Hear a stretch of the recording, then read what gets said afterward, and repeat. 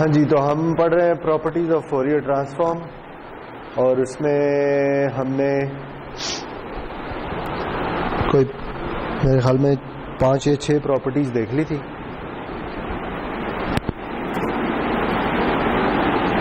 तो जहाँ पिछला लेक्चर ख़त्म हुआ था उधर हम कुछ ऐसी बातें कर रहे थे।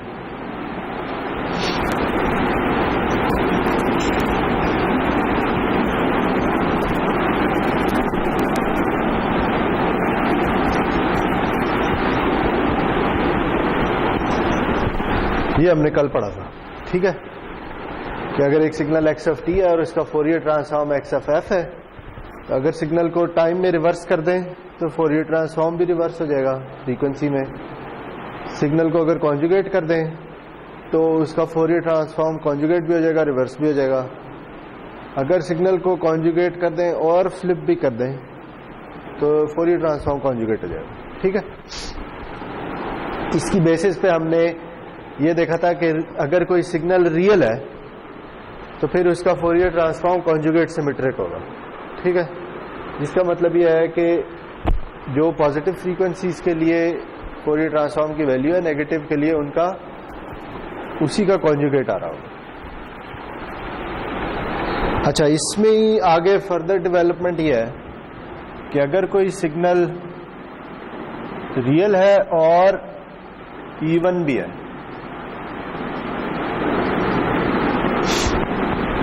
रियल है तो क्या होगा कि x of T equals x conjugate of T, ठीक है। रियल का ये मतलब है कि इसमें इमेजिनरी पार्ट नहीं है, तो कॉन्जुगेट ले भी लें तो फर्क कोई नहीं पड़ता। और इवन का क्या मतलब है कि x of T equals, even signal क्या होता है, x of T equals x of minus T, ठीक है।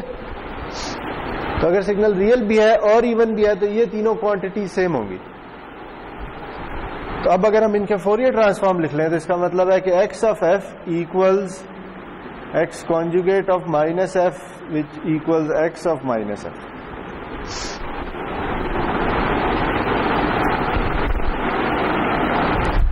ठीक है, ये क्या बता रहा है, ये बता रहा है कि जो पॉजिटिव फ्रीक्वेंसी पे वैल्यू है नेगेटिव पे उसका कॉन्जुगेट पड़ा है। लेकिन ये क्या बता रहा है, ये बता रहा है जो नेगेटिव पे पड़ा है वो इसके इक्वल है, ठीक है।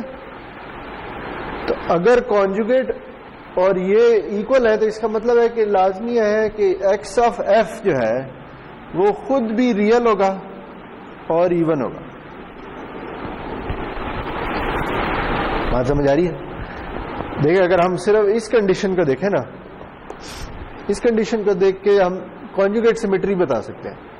कॉन्जुगेट सिमेट्री का मतलब यह है कि जो पॉजिटिव एफ की वैल्यूज पे फोरियर ट्रांसफॉर्म की वैल्यू है, नेगेटिव पे उन्हीं वैल्यूज का कॉन्जुगेट पड़ा, ठीक है।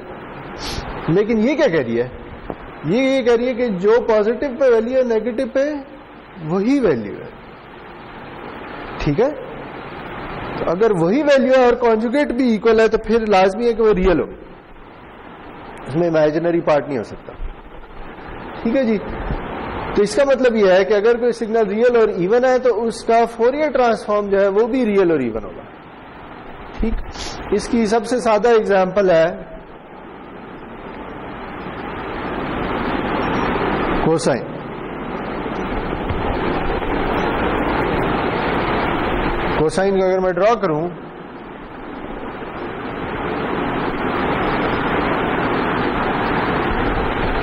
तो ये इस तरह से है, और आप ये देख सकते हैं कि t इज इक्वल टू 0 पे जो वैल्यूज पॉजिटिव वैल्यूज पे पॉजिटिव t पे है वही नेगेटिव t पे भी है। तो ये रियल भी है और इवन भी है। और इसका फोरियर ट्रांसफॉर्म कैसा है वो हम कर चुके हैं। इसका फोरियर ट्रांसफॉर्म 2 इम्पल्सेस है, या इसकी फोरियर सीरीज 2 इम्पल्सेस है, एक एफ प्राइम पे और एक माइनस एफ प्राइम, ठीक है। दोनों की वैल्यू 1/2 है।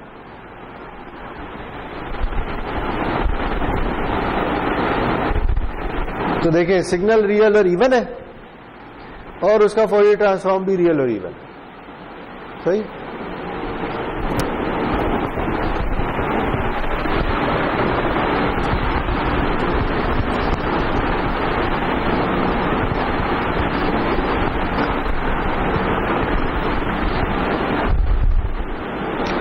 इसी तरह अगर कोई सिग्नल रियल है और ऑड भी है,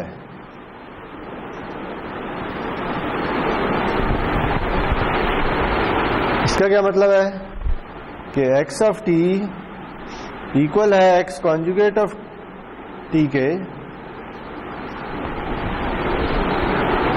और ऑड होने की वजह से क्या होगा minus x of minus t।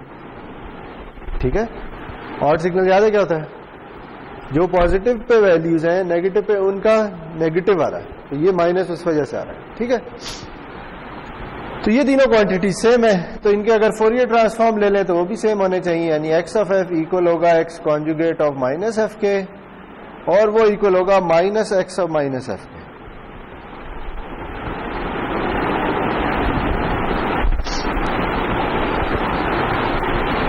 Again अगर हम पहली दो कंडीशंस ले लें तो हमें कॉन्जुगेट सिमेट्री नजर आ रही है। ठीक है, कि वही जो पॉजिटिव पे वैल्यू नेगेटिव पे उसका कॉन्जुगेट। लेकिन अगर हम इसको भी साथ शामिल कर लें तो ये क्या कह रहा है, ये कह रहा है कि जो पॉजिटिव पे वैल्यू है नेगेटिव पे उसका नेगेटिव पड़ा हुआ है। ठीक है,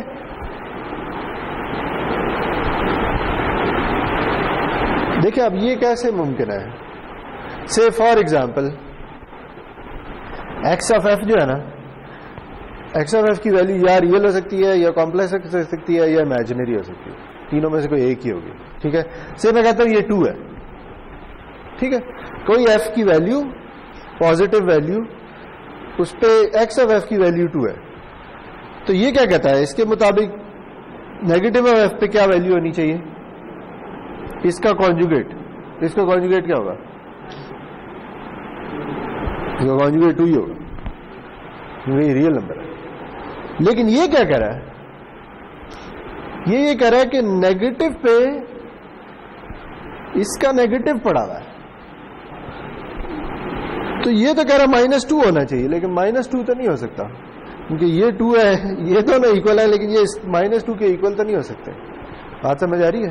तो ये इसका मतलब ये है कि फोरियर ट्रांसफॉर्म रियल नहीं हो सकता, क्योंकि अगर रियल होगा तो ये तीनों क्वांटिटीज आपस में सेम हो ही नहीं सकती। सही। तो अब अगर हम देखें कि से ये इमेजिनरी है, फॉर एग्जाम्पल इसकी वैल्यू है 2j, तो ये क्या कहेगा कि नेगेटिव पे क्या पड़ा हुआ है -2j, और ये क्या कहेगा, ये भी -2j ही कहेगा। लेकिन ये क्या कर रहा है, माइनस, क्योंकि ये नेगेटिव आ रहा है।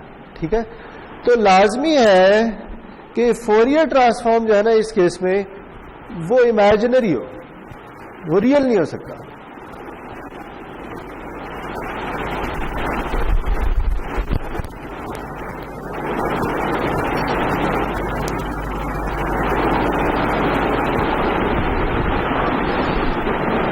तो इस केस में क्या होगा, फोरियर ट्रांसफॉर्म इमेजिनरी होगा,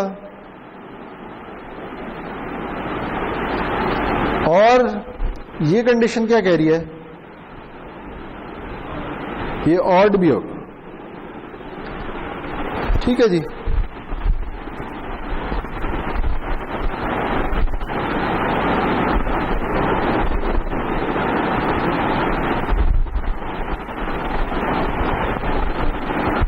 क्यों, क्योंकि सिग्नल का कॉन्जुगेट उसके नेगेटिव के इक्वल है, तो कॉन्जुगेट और नेगेटिव तभी सेम हो सकते हैं जब नंबर प्योरली इमेजिनरी हो, वरना नहीं हो सकता। अच्छा जी, तो इससे क्या पता चला, देखें अगर सिग्नल रियल और इवन है तो इसका फोरियर ट्रांसफॉर्म भी रियल और इवन होगा, जैसे हमने कोसाइन में देखा है। अगर सिग्नल रियल है और ऑड है तो इसका फोरियर ट्रांसफॉर्म इमेजिनरी होगा और ऑड होगा, और इसकी सादा एग्जाम्पल जो है वो साइन है।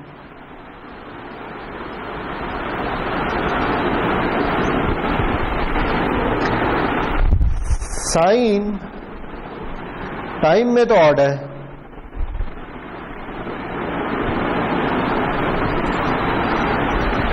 ठीक, और रियल भी है। और इसका फोरियर ट्रांसफॉर्म क्या होता है, याद है? इसे ऑयलर्स फॉर्मूले से क्या लिख सकते हैं? 1/2j e j 2 pi f prime t minus 1/2j e j 2 pi minus f prime t। सही है।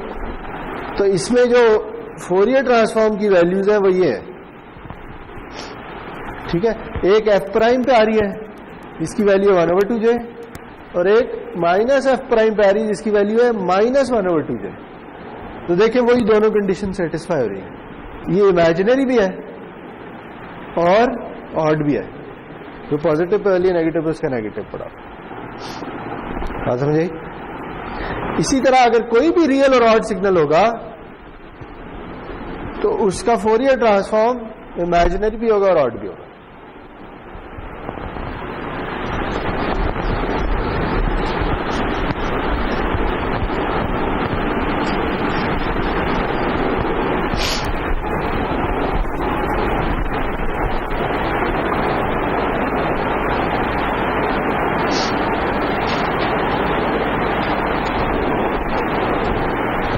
अच्छा जी, इसी तरह एक और प्रॉपर्टी है जिसे कहते हैं पार्सेवल्स थ्योरम।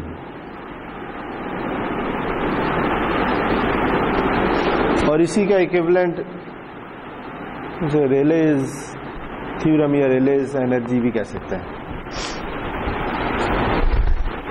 पार्सेवल्स थ्योरम जो है वो फोरियर सीरीज के लिए होता है, और जो रेलेज एनर्जी की इक्वेशन है वो फोरियर ट्रांसफॉर्म के लिए होती है। ठीक है, ये हम पढ़ चुके हैं, याद है?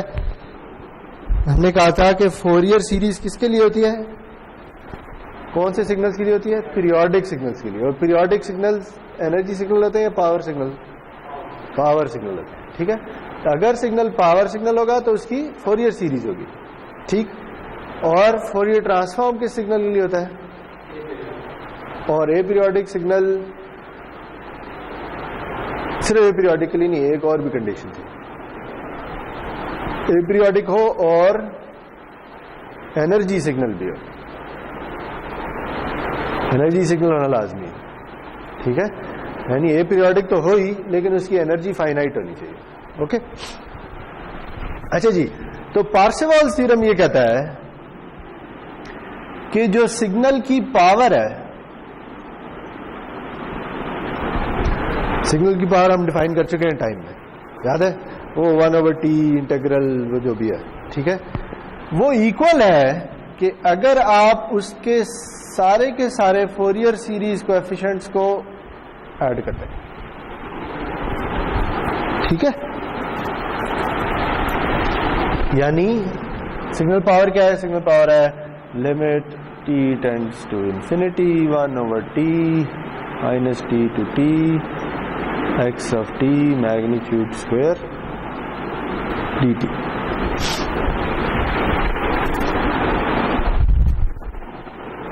तो ये क्या करता क्या है? ये आपको टाइम में जो पावर मिल रही है उसी की इक्विवेलेंट एक्सप्रेशन फ्रीक्वेंसी डोमेन में दे देता है। ठीक है, मेरे आपके याद है हमने जब पावर सिग्नल की कैलकुलेशन की थी, हमने एक एग्जांपल की थी कोसाइन की, याद है? हमने पावर निकाली थी x of t equals cosine of 2 pi F T की, याद है? वो पावर क्या निकली थी? देख लें अगर पिछले लेक्चर आए तो 1/2 निकली होगी। ठीक है, शुरू के लेक्चर्स में निकली। तो हमने ये कहा था कि पावर जो इसकी है वो 1/2 है, याद है? कोसाइन स्क्वायर किया था, फिर एक पीरियड के ऊपर इंटीग्रेट किया था, फिर हमने वो 1 + cos 2θ/2 का फॉर्मूला लगाया था। नहीं मिल रहा तो कुछ नहीं होता, मेरी बात मान लें, अभी 1/2 ही होगी। ठीक है, हाँ, पावर की बात हो रही है, एनर्जी की बात नहीं हो रही। पावर तो इनफाइनाइट ही होगी। ठीक है जी, तो इसकी पावर हमने कंप्यूट की थी, वो 1/2 आई थी। लेकिन अगर आप इधर यूज करें तो देखिए इधर क्या होगा, इसके फोरियर सीरीज कोएफिशिएंट्स क्या क्या है? अभी हमने थोड़ी देर पहले लिखे थे 1/2 याद है? ठीक है, तो अब क्या आएगा, ये क्या कह रहा है, उनका स्क्वायर लेयर ऐड कर दें, तो 1/2 का स्क्वायर प्लस 1/2 का स्क्वायर क्या आएगा, 1/4 प्लस 1/4, तो वो वापस 1/2 आ जाएगा। ठीक है, तो क्या पता चला कि आपने अगर सिग्नल की पावर निकालनी है तो टाइम में तो निकाल ही सकते हैं, फोरियर सीरीज कोएफिशिएंट से भी निकाल सकते हैं, सारे ए ऑफ के का स्क्वायर लेके ऐड कर दें। ठीक है जी, तो ये पार्सेवल्स थ्योरम है। इसी के इक्विवेलेंट फोरियर ट्रांसफॉर्म के लिए ना जो थ्योरम है वो ये कहता है कि सिग्नल की जो एनर्जी है, अब उधर एनर्जी की बात होगी, क्यों, क्योंकि फोरियर ट्रांसफॉर्म डिफाइन ही किस सिग्नल के लिए होता है, जो एपीरियोडिक हो और एनर्जी सिग्नल हो। एनर्जी सिग्नल का मतलब है उसकी एनर्जी फाइनाइट है और पावर 0 है। ठीक है, तो यहां पे रिलेशनशिप ये कहती है कि सिग्नल की जो एनर्जी है, मतलब वही -∞ to ∞ x of t magnitude square dt, यही फॉर्मूला था एनर्जी का। इसे भी आप फ्रीक्वेंसी डोमेन में कंप्यूट कर सकते हैं। कैसे कर सकते हैं कि जो फोरियर ट्रांसफॉर्म है ना, आप उसकी एनर्जी कैलकुलेट कर लें।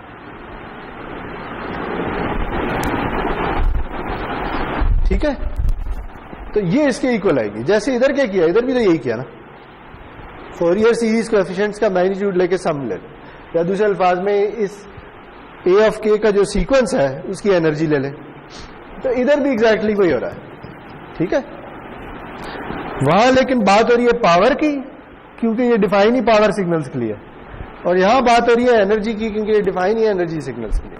ठीक है, तो अगर आपने किसी सिग्नल की एनर्जी कैलकुलेट करनी है तो आप टाइम में तो कर ही सकते हैं, आप उसके फोरियर ट्रांसफॉर्म के थ्रू भी एनर्जी कैलकुलेट कर सकते हैं। ठीक है, तो वो कैसे करेंगे कि उसके फोरियर ट्रांसफॉर्म का मैग्नीट्यूड स्क्वायर लेके इंटीग्रेट करते हैं।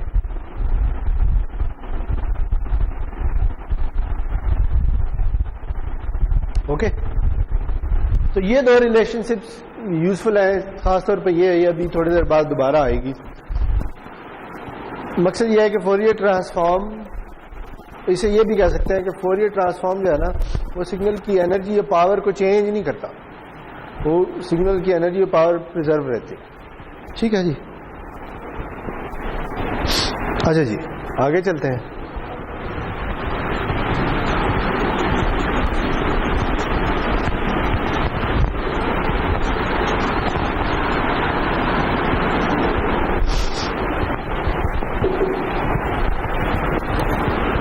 अब हम देखेंगे एलटीआई सिस्टम्स और कॉन्वोल्यूशन को। अगेन ये चीजें आपने पढ़ी हुई हैं, तो मैं जल्दी जल्दी बस रिवाइज करता चला जाऊंगा कि ये क्या होता है।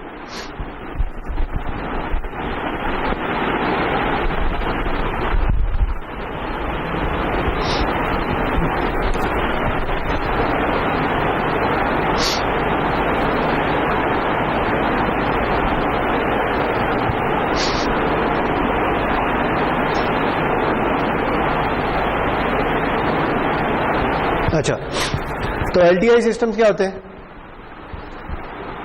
एल स्टैंड्स फॉर लीनियर और TI stands for time invariant. Linear system वो सिस्टम होता है कि जो प्रिंसिपल ऑफ सुपरपोजिशन को सेटिस्फाई करता हो। ठीक है, ये हम लीनियरिटी प्रॉपर्टी में भी पढ़ चुके हैं कि अगर सिग्नल को स्केल करेंगे तो आउटपुट भी उसी नंबर से स्केल हो जाए, दो सिग्नल्स आए या दो से ज्यादा सिग्नल्स आए तो उन्हें आप इंडिविजुअली सिग्नल को दे दें, सिस्टम को दे दें, तो जो आउटपुट आएगी वो वही आउटपुट आएगी कि अगर आप उन सिग्नल्स को कंबाइन करके दे दें। और टाइम इनवेरिएंट क्या होता है? जिसकी आउटपुट इस बात पे डिपेंड नहीं करती कि आपने उसे इनपुट किस टाइम पे दी थी। ठीक है, अगर इनपुट वैसी की वैसी है, सिर्फ मैंने उसे टाइम में शिफ्ट कर दिया है, डिले कर दिया या एडवांस कर दिया है, तो आउटपुट भी उसी तरह डिले और एडवांस हो जाए, आउटपुट की वैल्यू में फर्क नहीं आना चाहिए। तो ऐसे सिस्टम्स जो लीनियर और टाइम इनवेरिएंट दोनों होने एलटीआई सिस्टम कहते हैं। और एलटीआई सिस्टम्स की आउटपुट हम कॉन्वोल्यूशन के थ्रू कैलकुलेट कर सकते हैं।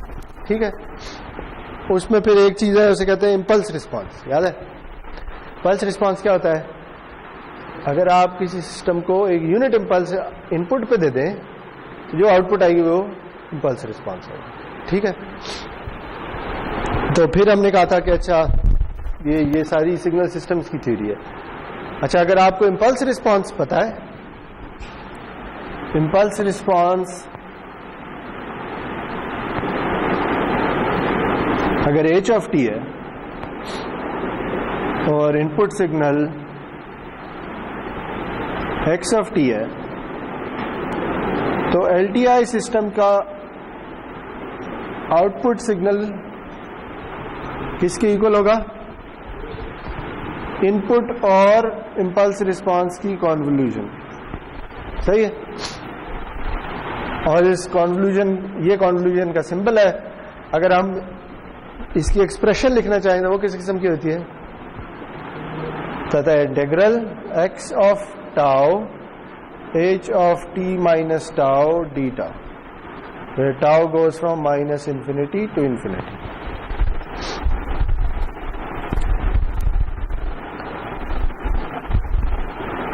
और कॉन्वोल्यूशन कम्यूटेटिव होती है। कम्यूटेटिव का मतलब यह है कि आप पहले x लिखेंगे h लिखेंगे, इससे फर्क नहीं पड़ता। ये इक्वल है कि आप h ऑफ t को कन्वॉल्व कर लें x ऑफ t के साथ, तो फिर ये क्या बनेगा? ये बनेगा h of tau x of t minus tau D tau. इसी से हम फिल्टर भी डिफाइन करते हैं, याद है?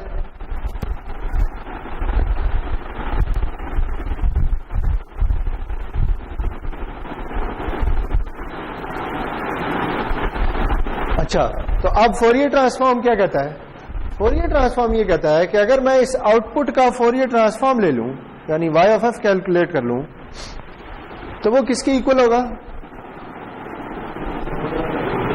वो इक्वल होगा x of f into h of f। ठीक है, यानी आउटपुट का अगर फोरियर ट्रांसफॉर्म ले लिया जाए तो इक्वल होता है इनपुट के Fourier transform multiplied by impulse response का फोरियर ट्रांसफॉर्म। और इम्पल्स रिस्पांस का फोरियर ट्रांसफॉर्म, इसका एक खास नाम होता है, इसे कहते हैं फ्रीक्वेंसी रिस्पांस।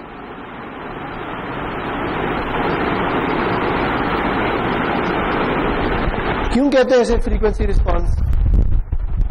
क्योंकि ये डिटरमिन करता है कि सिग्नल के साथ, इनपुट सिग्नल के साथ फ्रीक्वेंसी डोमेन में क्या होने जा रहा है।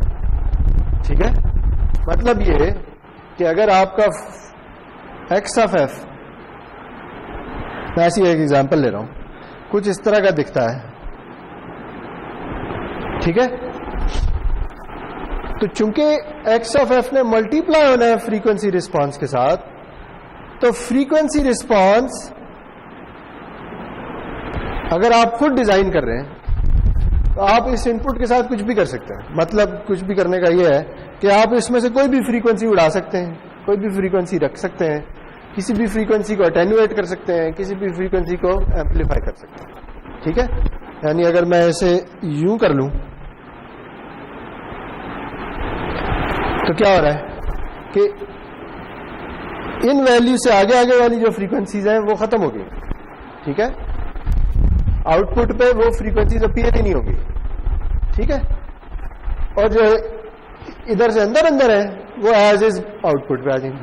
ठीक है, तो इसे हम कहते हैं कि ये फिल्टरिंग हो रही है। जैसे फिल्टर किसी चीज को जाने देता है और किसी चीज को रोक देता है, इसी तरह ये फिल्टर भी इनको जाने देता है और इनको रोक देता है। ठीक है, तो इसी से हम फिल्टर भी डिफाइन करते होते हैं। तो फिल्टर जब हम डिफाइन करते हैं तो हम यूजुअली शुरू फ्रीक्वेंसी रिस्पांस से करते हैं। हम कहते हैं अच्छा हमारे फिल्टर का ये रिस्पांस है, हम ये चाहते हैं, तो ये रिस्पांस होना चाहिए। इसका अगर हम इनवर्स फोरियर ट्रांसफॉर्म ले लें तो हमें वापस इंपल्स रिस्पांस करना है उस फिल्टर। सही है, चले ये सारी बातें अगर याद है तो क्या ही बात है, फिर आगे चलते हैं।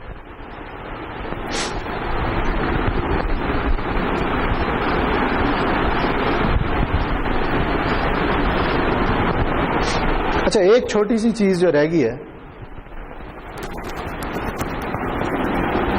वो ये है कि अगर आपके पास कोई सिग्नल है x ऑफ t, ठीक है,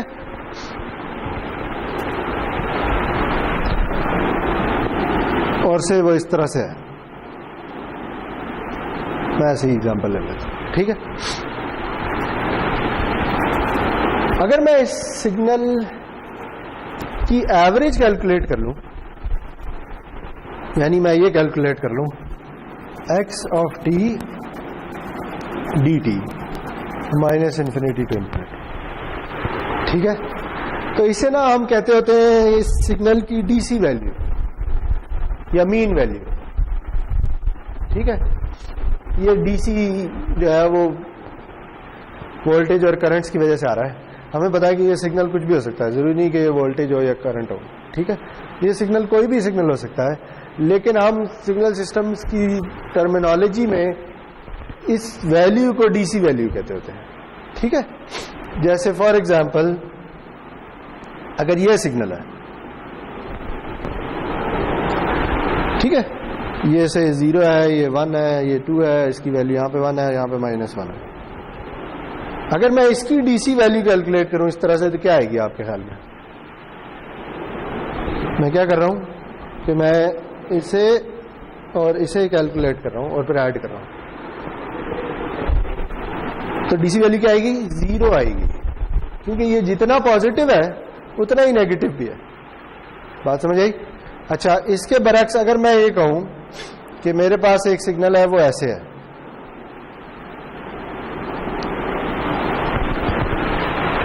ठीक है, वो 0 से 1 तक 1 रहता है और 1 से 2 के दरमियान 0 हो जाता है, ठीक है।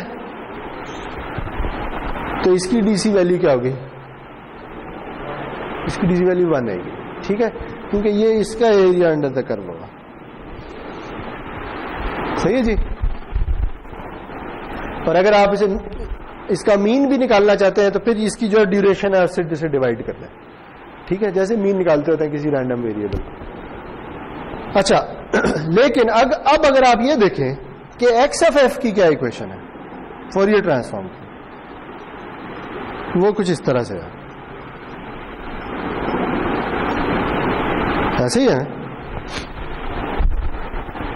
ये फोरियर ट्रांसफॉर्म है। अगर इस फोरियर ट्रांसफॉर्म में मैं f is equal to 0 compute कर लूं, यानी मैं x ऑफ 0 निकालना चाहूं तो वो क्या आएगा? 1 तो नहीं आएगा, x of t into 1 dt, क्योंकि ये 0 e की पावर 0 होकर 1 हो जाएगा। देखिए ये क्या है, ये वही डीसी वैल्यू है, ठीक है। बात समझ आई? इसका क्या मतलब है कि फोरियर ट्रांसफॉर्म अगर आपने किसी सिग्नल का कंप्यूट किया है, उस फोरियर ट्रांसफॉर्म में जो f इज इक्वल टू 0 पे वैल्यू बैठी हुई है ना, वो वैल्यू असल में ये है उस सिग्नल की डीसी वैल्यू, ठीक है। जैसे फॉर एग्जांपल कोसाइन है, ये साइन है, इसकी डीसी वैल्यू क्या है? 0, क्योंकि जितना ये पॉजिटिव है उतना ही नेगेटिव भी है। और इसका जो फोरियर ट्रांसफॉर्म आता है, इसका जो फोरियर ट्रांसफॉर्म आता है उसकी f इज इक्वल टू 0 पे क्या वैल्यू होती है? 0, क्योंकि ये 2 इंपल्सेस आनी है उन जहां पर जो फ्रीक्वेंसी है उधर आएगी, f इज इक्वल टू 0 पे तो 0 ही वैल्यू है। बात समझ आई? ठीक है।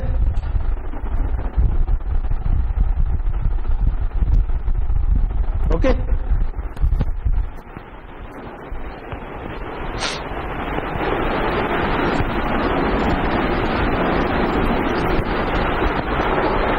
तो हमें एक और प्रॉपर्टी यहां पे पता चल गई जो मैं लिखना चाह रहा हूं, वो है कि x ऑफ 0 असल में ये होता है,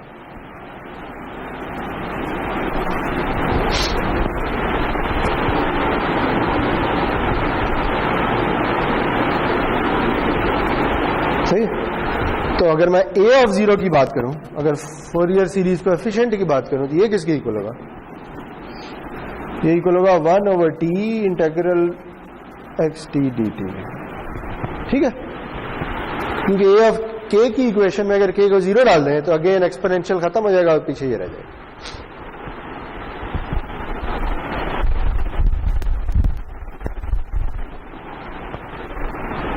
तो अगर पीरियोडिक सिग्नल है तो जो जीरो वाला फोरियर सीरीज कोएफिशिएंट है वो एक पीरियड की एवरेज वैल्यू दे रहा होगा, और अगर फोरियर ट्रांसफॉर्म है तो उस पर जो f = 0 पे वैल्यू पड़ी है वो असल में ये वाला इंटीग्रल हो। बात समझ आएगी? चलें, गुड। अब हम आगे चलते हैं।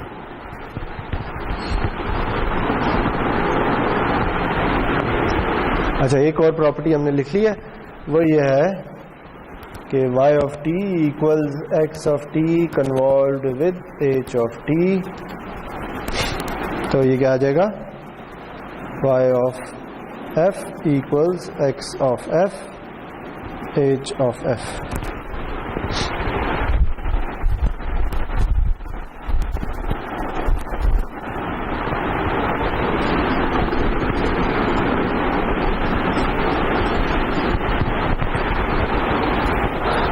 अच्छा जी, अब ना कॉन्वोल्यूशन से मिलती जुलती एक चीज होती है, उसे हम कोरिलेशन कहते हैं। ठीक है,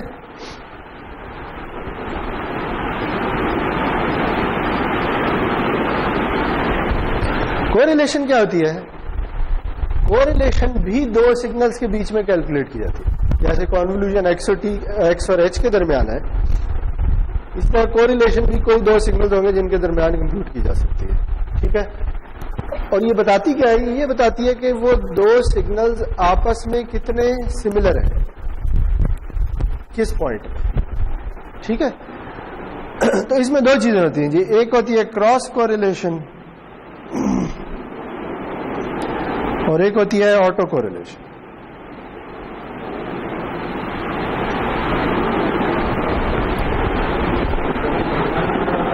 है वो अभी हम लिखेंगे।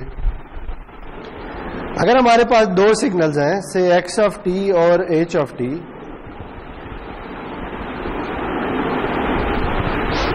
ठीक है, तो इनकी जो क्रॉस कोरिलेशन है उसे मैं r से डिनोट कर रहा हूं और कुछ इस तरह से लिख रहा हूं।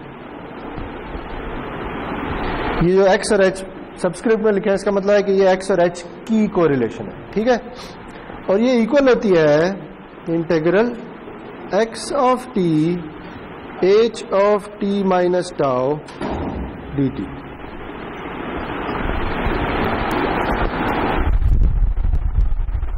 अच्छा जी, ये इक्वेशन क्या कह रही है? ये इक्वेशन ये कह रही है कि से मेरे पास दो सिग्नल्स हैं, एक x(t) है, ठीक है जी, और एक h(t) है।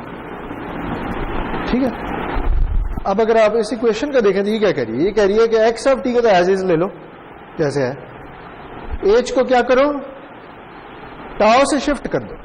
ठीक है, और फिर इन दोनों का डॉट प्रोडक्ट लो, दोनों को पॉइंट बाय पॉइंट मल्टीप्लाई करके इंटीग्रेट कर दो। यानी इस h को हम क्या कर रहे हैं, या इस तरफ लेके जा रहे हैं या इस तरफ लेके जा रहे हैं। ठीक है, और हर पॉइंट पे डॉट प्रोडक्ट भी लेते हैं।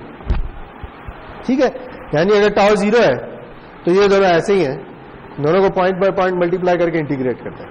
अगर टाउ 1 है तो इसे 1 सेकेंड शिफ्ट करें और फिर पॉइंट बाय पॉइंट मल्टीप्लाई करके इंटीग्रेट करें। देखें, ये ऑपरेशन मिलता जुलता है कॉन्वोल्यूशन से। अगर आपको याद हो कॉन्वोल्यूशन कैसे कैलकुलेट करते हैं, कॉन्वोल्यूशन में ये होता था कि अगर आपको x और h की कॉन्वोल्यूशन करनी है ना, तो आप एक को फ्लिप करें, फिर डॉट प्रोडक्ट ले लें, फिर उसे शिफ्ट करें, फिर डॉट प्रोडक्ट, फिर शिफ्ट करें, फिर डॉट प्रोडक्ट, यही होता है। तो फर्क क्या हुआ? फर्क ये हुआ कि इसमें फ्लिप नहीं कर रहे, इसमें सिग्नल को एज इज बस शिफ्ट किए जा रहे हैं और डॉट प्रोडक्ट लिए जा रहे हैं। ठीक है, तो उस सेंस में ये कॉन्वोल्यूशन से बहुत मिलता जुलता ऑपरेशन है। सही है जी, लेकिन इसका मीनिंग कॉन्वोल्यूशन से इंटायरली डिफरेंट है। ठीक है, कॉन्वोल्यूशन क्या होती है? एक एलटीआई सिस्टम की आउटपुट। कोरिलेशन क्या होती है कि दो सिग्नल्स में सिमिलैरिटी कैसी है। देखें, फॉर एग्जांपल ये जो दो सिग्नल है आपके ख्याल में ये मिलते जुलते नजर आ रहे हैं या नहीं? मिलते जुलते हैं ना, इसमें थोड़ी वेरिएशन ज्यादा है और इसमें वेरिएशन कम है। ठीक, लेकिन अगर मैं इसे शिफ्ट करके इधर ले जाऊं, टाउ की को ऐसी वैल्यू लूं कि ये शिफ्ट होकर इधर चला जाए और इसका डॉट प्रोडक्ट लूं, तो आप ख्याल में ये डॉट प्रोडक्ट ज्यादा आएगा या ये वाला डॉट प्रोडक्ट ज्यादा आएगा? ये वाला ज्यादा आएगा। क्यों? क्योंकि ये वो पॉइंट है जिसपे ये और ये दोनों एक जैसे हैं। अगर मैं ऐसे इधर ले जाता हूं या उधर ले जाता हूं तो इनके दरमियान सिमिलैरिटी कम हो जाएगी। जब सिमिलैरिटी कम होगी तो कोरिलेशन की वैल्यू भी कम हो जाएगी। ठीक है? तो इस सेंस में जब दोनों सिग्नल एक जैसे हो तो उनकी कोरिलेशन मैक्सिमम होती है। इसलिए हम कहते हैं कि कोरिलेशन जो है ना वो सिमिलैरिटी का एक मेजर है। सही है?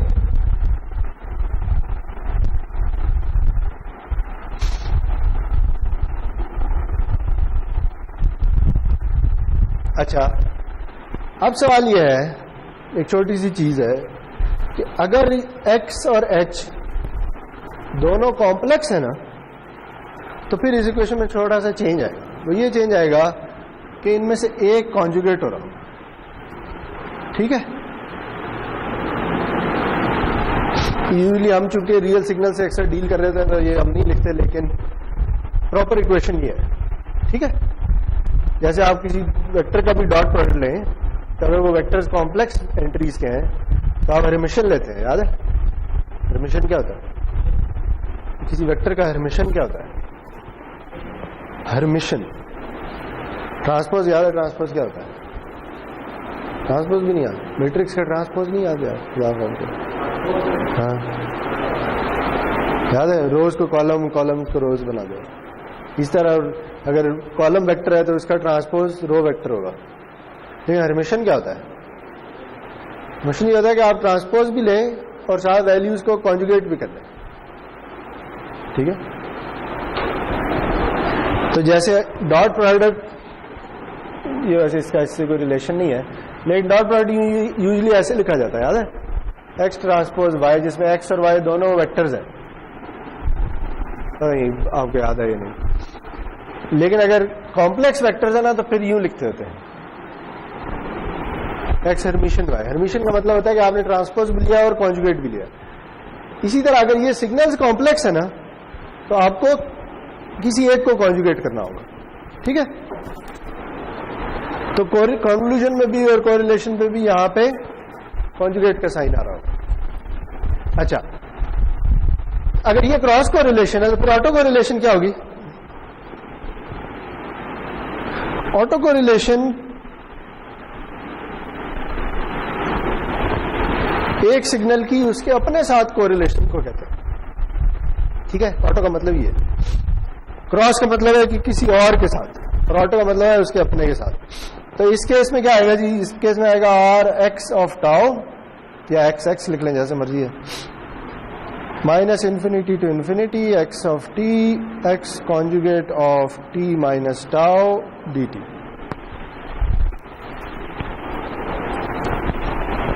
ठीक है? तो अब हम क्या कर रहे हैं? अब हम ऑटो कोरिलेशन में एक सिग्नल की उसके अपने साथ सिमिलैरिटी कैलकुलेट कर रहे हैं। ठीक है? तो देखिए, अगर एक सिग्नल कुछ इस तरह का है, अगेन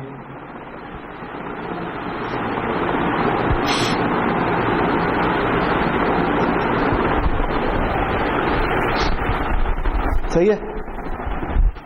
अब हम क्या कर रहे हैं? यही सिग्नल लो, इसे शिफ्ट कर दो किसी वैल्यू टाउ से और फिर डॉट प्रोडक्ट ले लो। ठीक है? तो आप मुझे ये बताएं कि इस ऑटो कोरिलेशन की वैल्यू टाउ की किस वैल्यू के लिए मैक्सिमम होगी आपके ख्याल? कुछ सवाल बोलिए। इस ऑटो कोरिलेशन की वैल्यू टाउ की कौन सी वाली वैल्यू के लिए मैक्सिमम आएगी? हाँ, लेकिन सिग्नल है ही, कोई शिफ्ट ना हो। कोई शिफ्ट ना होने का मतलब क्या है? टाउ की क्या वैल्यू होगी? 0। इसका मतलब यह है जनाब कि R X of 0 is greater then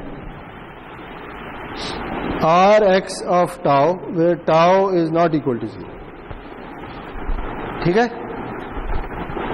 और ज्यादा ज्यादा ये हो सकता है कि ये इसके इक्वल भी हो, इक्वल भी हो सकती है।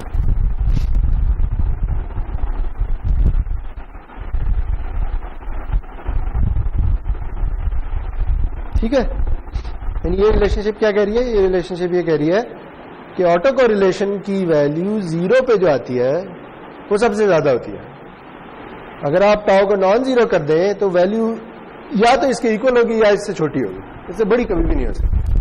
और वो हमें इसे देख के नजर भी आ रहा है कि क्यों नहीं होगी, क्योंकि वो एक दूसरे के साथ ओवरलैप नहीं कर रहे होंगे पूरी तरीके से। ठीक है,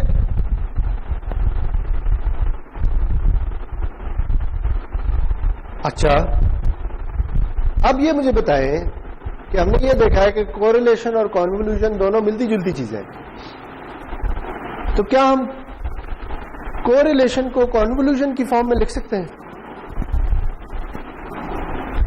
मतलब ये कि क्या मैं इस ऑपरेशन को किसी तरीके से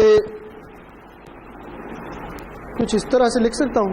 कुछ मुझे थोड़ी बहुत चेंज करना पड़ जाएगा। ये इसके कोई अभी तो नहीं है, ये मैंने अभी, क्योंकि ये कॉन्वोल्यूशन है, ये कोरिलेशन है। दोनों में फर्क क्या था कि इसमें सिग्नल को किसी एक को फ्लिप करते हैं, इसमें नहीं करते।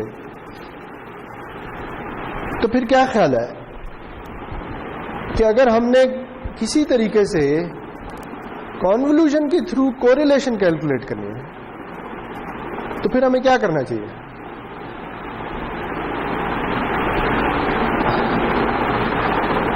हम ऐसे करते हैं कि हम ना x की कॉन्वोल्यूशन कैलकुलेट करते हैं इसके साथ, इसे फ्लिप कर लेते हैं। ठीक है, जब ये फ्लिप होगा और फिर कॉन्वोल्यूशन कैलकुलेट होगी तो कॉन्वोल्यूशन के अंदर जाके एक दफा फिर फ्लिप हो जाएगा, ऐसे ही है ना? तो अगर एक सिग्नल को दो दफा फ्लिप कर दें तो क्या होता है? वही सिग्नल वापस आ जाता है। ठीक है, तो बात समझ आ रही है? ये और ये अब इक्वल क्यों है? क्योंकि यहां एच ऑफ टी होना था तो फिर इसने फ्लिप होना था और फिर डॉट प्रोडक्ट कंप्यूट होना था, फिर तो ये दोनों इक्वल नहीं हो सकते। तो हम क्या कहते हैं, इसे पहले से खुद फ्लिप कर लेते हैं। ठीक है, तो पहले से खुद फ्लिप कर लेते हैं, तो फिर जब हम इसे दोबारा फ्लिप करेंगे तो वो वापस वही सिग्नल बन जाएगा। ठीक है, बात समझ आई? और अगेन अगर कॉम्प्लेक्स है तो ये कॉन्जुगेट भी हो रहा हो। सही जी। तो अब ये जो सारी कहानी है इसे थोड़ा सिंपलीफाई कर देते हैं, समराइज कर देते हैं।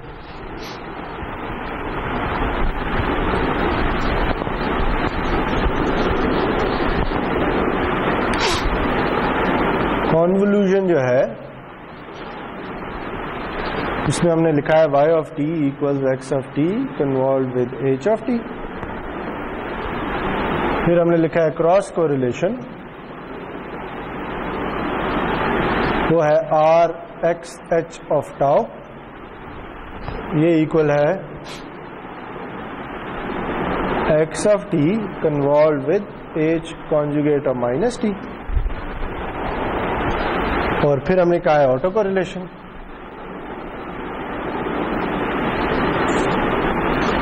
जो क्या है आर एक्स ऑफ टाउ, और ये इक्वल है x of T convolve with x conjugate of minus T.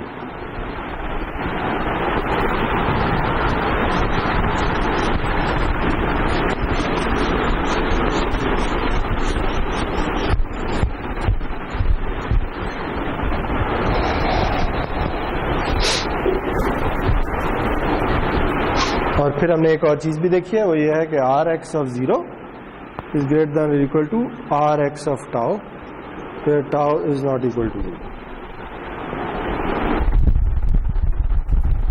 ठीक हो गया? ये अभी तक की समझ है। अब मुझे ये बताएं कि ये जो Rx of tau है, इसकी यहां मैं इक्वेशन लिख रहा हूं, integral x of t x conjugate of t minus tau d tau। dt, sorry, सही जी। अगर टाउ 0 हो जाए इस इक्वेशन में तो मुझे क्या मिलेगा? तो ऐसी चीज मिलेगी जो पहले हम पढ़ चुके हैं। टाउ को 0 करें, क्या बनेगा? x of t into x conjugate of t। x into x conjugate क्या होता है? एक नंबर और उसका कॉन्जुगेट अगर मल्टीप्लाई कर दें क्या मिलता होता है?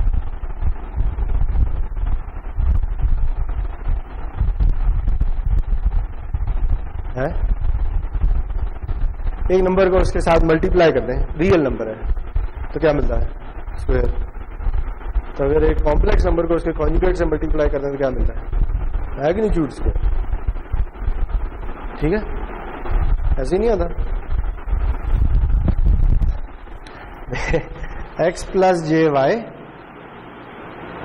इंटू एक्स माइनस जे वाई, ये क्या बनता है? कर चुके हैं यार आप, ये किसके इक्वल होता है? X square plus Y. ठीक है, ये प्लस माइनस की वजह से इमेजिनरी टर्म कैंसिल हो जाती है। तो ये क्या है? इसके मैग्नीट्यूड का स्क्वायर नहीं है। तो अच्छा, अब टाउ 0 हो गया तो यहां पे क्या बनेगा? x का मैग्नीट्यूड का स्क्वायर। इसे हम इंटीग्रेट कर रहे हैं तो ये क्या होता है? एक चीज होती है जो हम पढ़ चुके हैं। हाँ, देखिए आर एक्स ऑफ 0 हमने कहा ये इक्वल होगा minus infinity to infinity X of T X conjugate of T D T के। यही होगा ना? ये एनर्जी है। ठीक है, तो पता क्या चला कि autocorrelation for tau equal to 0 equals energy of the signal. ठीक है, अच्छा इस टाउ को ना हम टाउ का नाम होता है, टाउ को कहते होते हैं लैग। ठीक है, जब हम कहते हैं ना टाउ इक्वल टू 0 तो हम ये कहते हैं autocorrelation for lag equal to 0। सही है,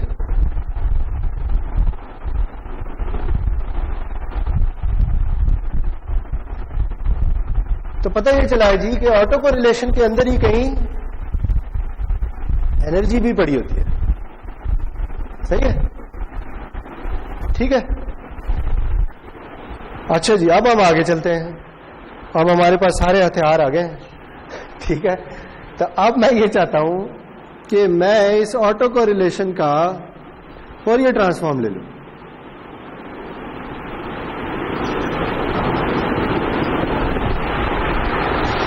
ठीक है जी,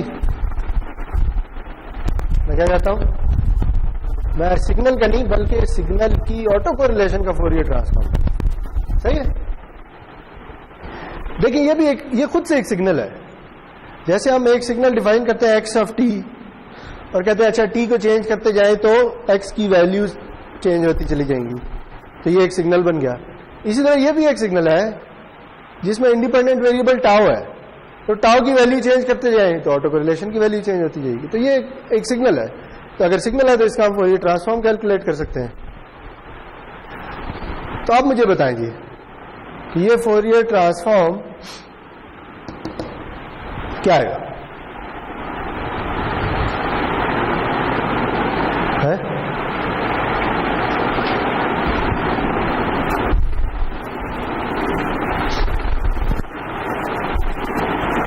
ये वाली इक्वेशन यूज कर लेते हैं। ठीक है, हम ये कहेंगे, मैं ना फॉरियर ट्रांसफॉर्म को इस ऑपरेटर से डिनोट कर रहा हूं, तो मैं ये कहूंगा कि मैं फॉरियर ट्रांसफॉर्म ले रहा हूं इसका या इसका, एक ही बात है।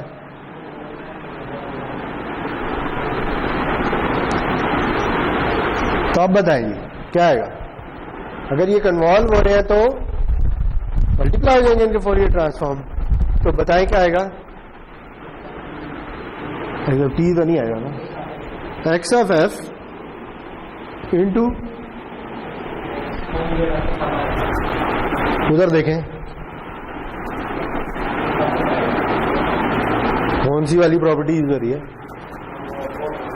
फोर्थ वाली यूज हो रही है ना, वो उधर जो लिखी नहीं है, वो चौथी यूज हो रही है। तो क्या आएगा? X conjugate of F. ठीक हो गया। तो ये किसके इक्वल है? अभी हमने पढ़ा है, तो ये मैग्नीट्यूड स्क्वायर हो गया।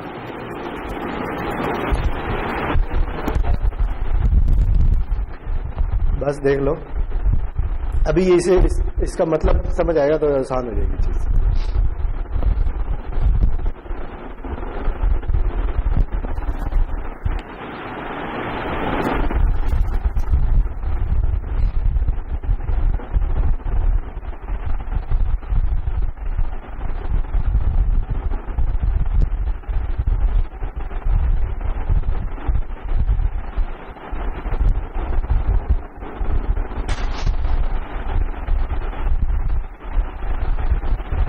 ऑटो कोरिलेशन का फोरियर ट्रांसफॉर्म, जिस सिग्नल की ऑटो कोरिलेशन है उसके फोरियर ट्रांसफॉर्म में मैग्नीट्यूड स्क्वायर के इक्वल होता है। ठीक है। अच्छा, तो आप मुझे ये बताएं, आप मुझे ये बताएं कि अगर मैं इसको इंटीग्रेट कर दूं तो मुझे क्या मिलेगा?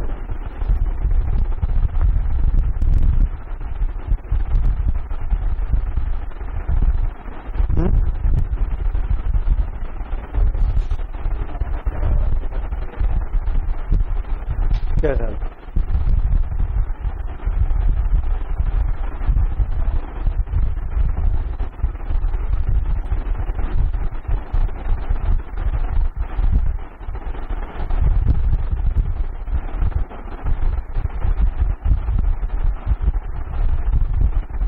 अच्छा, इसके लिए ना इधर हमें एक और चीज करनी पड़ेगी। देखिए, जैसे ये ट्रू है ना कि सिग्नल की डीसी वैल्यू फोरियर ट्रांसफॉर्म में f इज इक्वल टू 0 पे पड़ी होती है, इसका डुअल भी ट्रू होता है।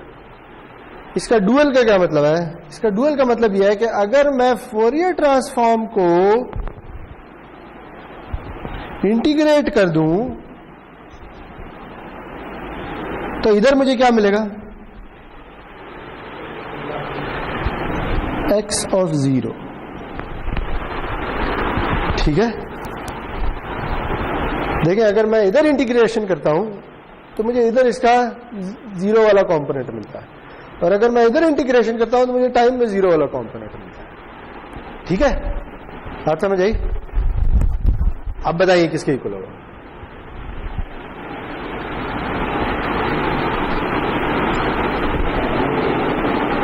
x और 0 के इक्वल है, और ये मैग्नीट्यूड स्क्वायर है। देखिए ना, ये किसका फोरियर ट्रांसफॉर्म है? x ऑफ t का। ये किसका फोरियर ट्रांसफॉर्म है? ये किसका फोरियर ट्रांसफॉर्म है? ये पूरा का पूरा ऑटो कोरिलेशन का। यही नहीं, ऑटो कोरिलेशन का फोरियर ट्रांसफॉर्म निकाला दिया है। तो इसका मतलब है कि ये किसके इक्वल होगा? आर एक्स ऑफ 0 के। ठीक है, सही है जी। ये प्रॉपर्टीज पढ़ने का यही मकसद है कि आप प्रॉपर्टीज यूज करते हैं। तो ये क्या है? ये हम पढ़ चुके हैं। आर एक्स ऑफ 0 क्या होती है? एनर्जी। तो पता क्या चला? पता ये चला कि ये जो फोरियर ट्रांसफॉर्म, इसका मैग्नीट्यूड स्क्वायर, अगर हम इसे इंटीग्रेट कर दें ना सारे के सारे को, तो हमें वापस क्या मिलता है? सिग्नल की एनर्जी। ठीक है। थोड़ी देर पहले हमने रेले एनर्जी थ्योरम भी यही पढ़ा था, वो भी तो यही कह रहा था। यही नहीं कह रहा था? थोड़ी देर पहले जब हमने पार्सेवल थ्योरम के साथ एक और थ्योरम लिखा, वो यही था। ठीक है। रेलेज, RAYLEIGH, वो भी यही कह रहा है। देखिए, हमने रेलेज थ्योरम को प्रूव कर लिया सही है। लेकिन देखिए, अब इंपॉर्टेंट बात आ रही है। इंपॉर्टेंट बात यह, ये सारी जो मैथमेटिकल कहानी थी, इसका मकसद ये था कि देखें, जैसे सिग्नल की एनर्जी आपको टाइम में पता है ना, ये बता रहा है कि सिग्नल की एनर्जी फ्रीक्वेंसी में कैसे डिस्ट्रीब्यूट हुई। ठीक है, मतलब ये कि देखें, अगर आप किसी सिग्नल का फोरियर ट्रांसफॉर्म निकालते हैं और फिर उसका मैग्नीट्यूड स्क्वायर प्लॉट कर लेते हैं, यानी मैं ये प्लॉट कर लेता हूं, ठीक है, से वो इस तरह का आता है, कुछ भी आ सकता है, लेकिन फॉर एग्जांपल वो इस तरह का, ठीक है, ओके। ये क्या है? किसी सिग्नल के फोरियर ट्रांसफॉर्म का मैग्नीट्यूड स्क्वायर का प्लॉट, ठीक। अगर मैं सारे को सम कर लूं ना, तो मुझे क्या मिलता है? वापस सिग्नल की एनर्जी। दूसरे अल्फाज में ये मुझे क्या बता रहा है? ये मुझे ये बता रहा है कि इस फ्रीक्वेंसी पे कितनी एनर्जी है, इस फ्रीक्वेंसी पे कितनी एनर्जी है, इस फ्रीक्वेंसी पे कितनी एनर्जी है। अगर आप इन सारी एनर्जीज को ऐड कर लें तो वापस आपको सिग्नल की एनर्जी मिलेगी।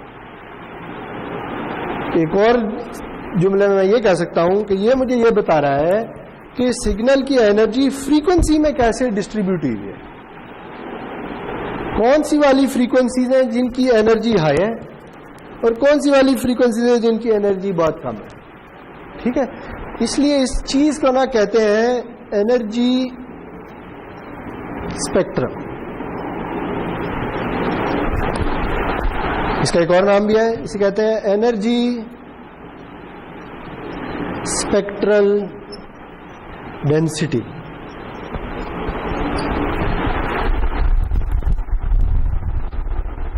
डेंसिटी याद है क्या होती थी? डेंसिटी से वॉल्यूम कैसे निकालते थे? हाँ? तो डेंसिटी से अगर वॉल्यूम निकालना है तो डेंसिटी को इंटीग्रेट कर देते थे, याद है? इस तरह का काम करते थे।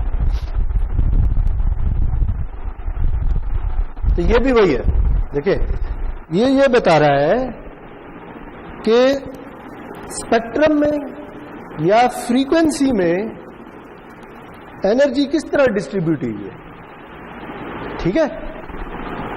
जैसे अब ये नजर आ रहा है, तो हमें नजर आ रहा है कि जो लोअर फ्रीक्वेंसीज है 0 के करीब, उनकी एनर्जी ज्यादा है, हायर फ्रीक्वेंसीज की एनर्जी कम है, ठीक है। तो इस सारी एक्सरसाइज का आखिरी मकसद ये था कि आप सिग्नल की एनर्जी को फ्रीक्वेंसी डोमेन में भी देख सकते हैं, ठीक है, कि फ्रीक्वेंसीज में उसकी एनर्जी कैसे डिस्ट्रीब्यूट हुई। ओके, तो एक सिग्नल की एनर्जी डिफरेंट फ्रीक्वेंसीज में डिस्ट्रीब्यूट ही होती है। अगर आपने सारी की सारी एनर्जी निकालनी है तो इन सबको ऐड कर दो, इन सबको ऐड करेंगे तो वापस सिग्नल की एनर्जी मिलेगी, ठीक होगी। बात समझ आ गई? तो इसी को कहते हैं एनर्जी स्पेक्ट्रम या एनर्जी स्पेक्ट्रल डेंसिटी।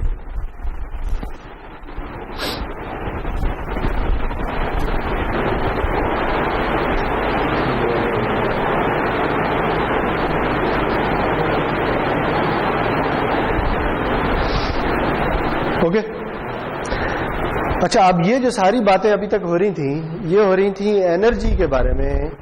तो एनर्जी किस डिफाइन ही एनर्जी सिग्नल की होती है, ठीक है। पावर सिग्नल की तो हम एनर्जी की बात नहीं कर सकते। पावर सिग्नल के केस में हम क्या बात करते हैं? पावर की, ठीक है। तो फिर ये सारी कहानी जो है ना, ये सिर्फ एनर्जी सिग्नल्स के लिए है, पावर सिग्नल्स के लिए नहीं है। तो अब सवाल ये कि पावर सिग्नल्स के लिए क्या किया जाए, ठीक है। तो हम पावर सिग्नल के लिए क्या डिफाइन करेंगे? पावर स्पेक्ट्रम या पावर स्पेक्ट्रल डेंसिटी, ठीक है। तो अब ये देखेंगे वो कैसे डिफाइन होती है। वो बहुत मिलती जुलती चीज है, इसलिए उसे हम जल्दी से देख लेंगे बजाय इसके कि इस तरह से स्टेप बाय स्टेप डिराइव करते हैं, ठीक है। अच्छा, उसके लिए हम क्या करेंगे? देखिए, पावर सिग्नल है। अब पावर सिग्नल्स की बात करें। पावर सिग्नल का मसला यह है कि उनकी एनर्जी तो कंप्यूट नहीं की जा सकती, एनर्जी इनफाइनाइट होती है। तो हम पावर के टर्म्स में बात करेंगे। इसका मतलब है कि उनके लिए यह भी कंप्यूट नहीं किया जा सकता। पावर सिग्नल की आप ऑटो कोरिलेशन नहीं निकाल सकते। क्यों नहीं निकाल सकते? ऑटो कोरिलेशन के अंदर एनर्जी होती है। टाउ इक्वल टू 0 के लिए एनर्जी आएगी ना, एनर्जी तो इनफिनिट होगी। तो इसका मतलब यह है कि ये डेफिनेशन नहीं चल सकती, हमको और डेफिनेशन यूज करनी पड़ेगी। तो वो जो और डेफिनेशन है ना, वो मैं कहाँ लिखूँ, वो मैं यहाँ लिखूँ, उसे कहते हैं time averaged auto correlation.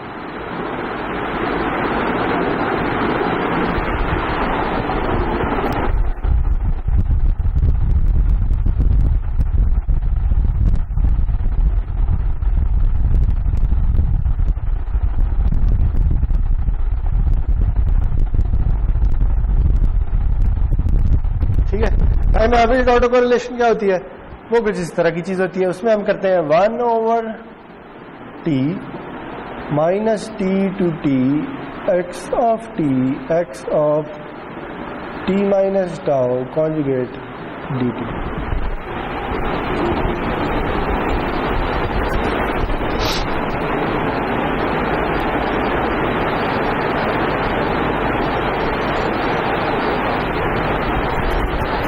Sorry, minus T to T नहीं होगा, minus T by two to T by two होगा। Limit T tends to infinity.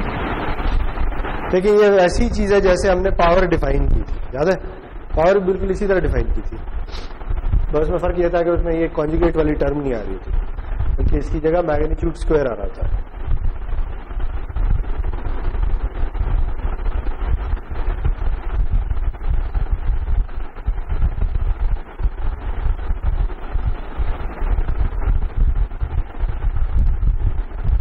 ठीक है,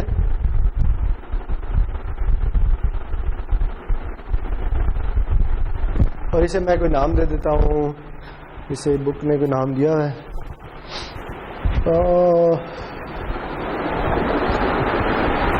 इसे क्या नाम दिया जाए, चलो मैं वही नाम दे रहा हूं, आर एक्स ऑफ टाउ। ठीक है, ये हमें कॉन्टेक्स्ट से पता चल जाना चाहिए कि अच्छा एक्स अगर एनर्जी सिग्नल है तो ये चूज होगा, एक्स अगर पावर सिग्नल है तो ये यूज होगा। ठीक है, अच्छा अब जैसे देखें, हमने इधर देखा है कि टाउ इज इक्वल टू 0 पे हमें क्या मिलता है, एनर्जी, तो इधर टाउ इज इक्वल टू 0 पे हमें क्या मिलेगा, पावर। ठीक है, तो टाउ को 0 डाल दो तो ये पावर की डेफिनेशन मिल जाएगी ना। ठीक है, तो ये क्या बनेगा, आर एक्स ऑफ, यार इसे कोई और नाम दे देते हैं, इसे ना चलो वी कर दो। ठीक है जी, तो वी एक्स ऑफ टाउ जो है ना, वी एक्स ऑफ 0 वो इक्वल होगा पी ऑफ एक्स। ठीक है, तो ये चीजें उसी तरह चलती जाएंगी जैसे एनर्जी के केस में चल रही है। ओके, अगर सिग्नल पावर सिग्नल है तो हम time average auto correlation define करेंगे। Auto correlation, time average auto correlation का अगर लैग 0 कर दे तो हमें क्या मिलेगा, सिग्नल की पावर। ठीक है, ये बिल्कुल इसी तरीके से अगर हम इसका फोरियर ट्रांसफॉर्म ले लें, सॉरी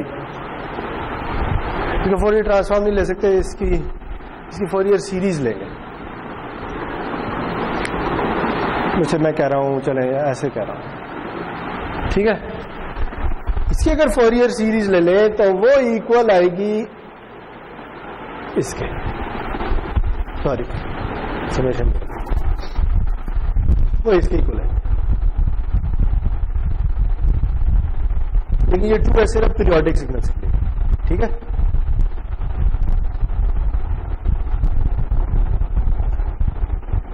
तो पावर सिग्नल, सारे पीरियोडिक सिग्नल्स पावर सिग्नल्स होते हैं, लेकिन सारे पावर सिग्नल पीरियोडिक सिग्नल नहीं होते। बात समझ आ रही? ये जो इक्वेशन है ना, ये सिर्फ पीरियोडिक सिग्नल्स के लिए ट्रू है, क्योंकि पीरियोडिक सिग्नल्स के लिए हम फोरियर सीरीज निकाल सकते हैं। ठीक है, अच्छा, और दूसरी इंपॉर्टेंट बात यह है कि अगर ये x of T periodic signal है तो इसकी टाइम एवरेज ऑटो कोरिलेशन भी पीरियोडिक होगी। ठीक है,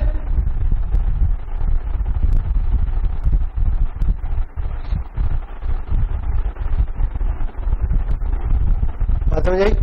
क्योंकि देखे ना, पीरियोडिक सिग्नल है से कोसाइन ही है, तो अगर इसमें मैं टाउ को टी के इक्वल कर दूं तो वैल्यू वही आनी है जो T tau is equal to 0 पे आएगी। इसका मतलब है कि ये खुद से भी पीरियोडिक होगा। ठीक है, अगर एक्स ऑफ टी पीरियोडिक है तो उसकी टाइम एवरेज कोरिलेशन भी पीरियोडिक होगी। टाइम एवरेज कोरिलेशन पीरियोडिक है तो उसकी हम फोरियर सीरीज निकाल सकते हैं। फोरियर सीरीज जो है वो इक्वल आ जाएगी इसके, जैसे इधर इस ऑटो कोरिलेशन का फोरियर ट्रांसफॉर्म इसके इक्वल आ जाए। ठीक है, तो देखिए मिलती जुलती चीज है, एक ही चीज आ रही है, सही है। और अगेन अगर आप इन सब को सम कर लेंगे तो वापस आपको क्या मिलेगा, P ऑफ x, ये पार्सेवल थ्योरम से आ रहा है। और ये किसके इक्वल है, ये इक्वल है Vx ऑफ 0 के। बिल्कुल वही रिलेशनशिप है। ठीक है जी,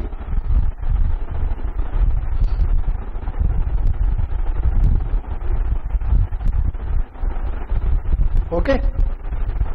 तो अब जिस तरह इसे एनर्जी स्पेक्ट्रम कहते हैं, इसे पावर स्पेक्ट्रम कहते हैं, या इसे जैसे एनर्जी स्पेक्ट्रल डेंसिटी कहते हैं, इसे पावर स्पेक्ट्रल डेंसिटी कहते हैं। ठीक हो गया, बात समझ आ गई। देखिए आप कहानी आसान हो गई। अगर एनर्जी सिग्नल है उसके फोरियर ट्रांसफॉर्म का मैग्नीट्यूड स्क्वायर ले लें तो हमें एनर्जी स्पेक्ट्रम मिल जाएगा। उस एनर्जी स्पेक्ट्रम को इंटीग्रेट कर दें तो एनर्जी मिल जाएगी। उसके एनर्जी स्पेक्ट्रम को अगर इंटीग्रेट कर दें तो एनर्जी मिल जाएगी। अच्छा, दूसरी तरफ अगर पीरियोडिक सिग्नल है तो पावर सिग्नल होगा। पावर सिग्नल की फोरियर सीरीज ले लें और उसका मैग्नीट्यूड स्क्वायर ले लें तो उसे हम पावर स्पेक्ट्रम कहते हैं। उनका सबका सम ले लें तो वापस पावर मिले। ये सारी डिस्कशन की कंक्लूजन है। ठीक है, और ये बहुत ज्यादा यूज होगी। आगे हम चलेंगे तो हर तरफ एनर्जी स्पेक्ट्रम, पावर स्पेक्ट्रम, इन्हीं की बातें होगी। ठीक है, तो ये रिलेशनशिप्स पता होना बहुत जरूरी है। सही जी। अच्छा, इसमें अब एक छोटी सी चीज रह गई है, वो ये है कि देखिए हम अभी तक हमने ये बात की है कि हम एनर्जी सिग्नल्स के लिए फोरियर ट्रांसफॉर्म लेते हैं, पावर सिग्नल्स के लिए फोरियर सीरीज लेते हैं, या दूसरे अल्फाज में ए पीरियोडिक सिग्नल्स के लिए फोरियर ट्रांसफॉर्म लेते हैं, पीरियोडिक सिग्नल्स के लिए फोरियर सीरीज लेते हैं। लेकिन हम पीरियोडिक सिग्नल्स के लिए भी फोरियर ट्रांसफॉर्म डिफाइन कर सकते हैं। ठीक है, वो देख लेंगे वो कैसे करता है। वो हम करते रहे हैं लेकिन मैंने आपको एक्सप्लिसिटली कभी बताया नहीं है। देखें, अगर आपके पास एक सिग्नल है x of t equals cosine of 2 pi F T, ये पावर सिग्नल है।